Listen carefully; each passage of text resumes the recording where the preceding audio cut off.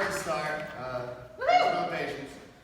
This is part of a piece I've been working on for 4 or 5 years now, and I think it relates to the topic tonight. Also, it's the first time me memorizing a piece, so let's see how it goes. Silence can help. I don't feel like opening up, so I make up a story. The other day, I found myself in this small town in Mississippi. I can't remember its name, but here I had a drink at a bar, and I saw this sad-looking man drinking alone. Fighting my usual sober, shy intentions, I asked him about his day. He goes on about his wife, about how unhappy and bored and sad she is. He blames no one except himself as he prays to God. So after he bears his broken heart, I buy a round of whiskey. Before I put my glass down, his was emptying himself out the door. So I finished my beer and head back towards my hotel room. About halfway there, this really nice convertible Sorry, didn't mean to get distracted. Next night, I find myself at the same bar. It looked exactly the same, and with little surprise, I see the same man I met the night before, in the same seat, with the same look locked on his face.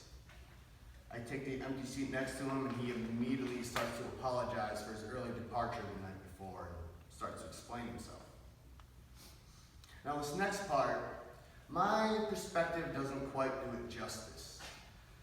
So bear the shitty accent. I drove a few miles down the road, found a crossroad, fell down to my knees asking for something to ease her pain. Some young kid about your age came out from behind the bushes, said he was more than willing to make a reasonable trade. I was, God willing, more than happy to sell my soul if my woman would give me a simple smile when I returned home. He said he was sick of collecting souls, so I simply hand over my car keys. He drives off and I start for home.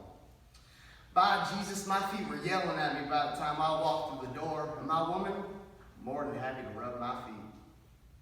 We talked, we made love, we cuddled until I fell asleep. Next morning, I woke up well-rested and happier than an 8-year-old on Christmas Day. Turned over to hold my lovely wife, and no one was there.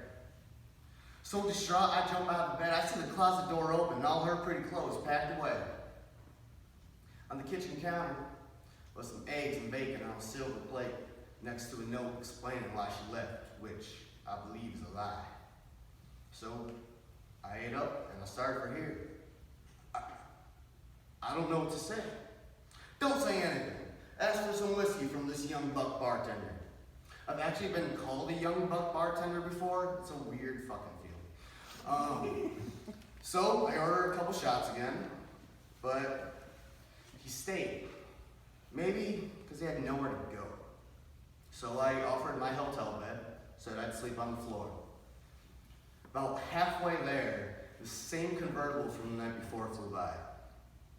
And my new friend stops in his tracks. And we both see this expensive car just speed wobble its way into a ditch on the side of the road. He starts to run after it and I after him.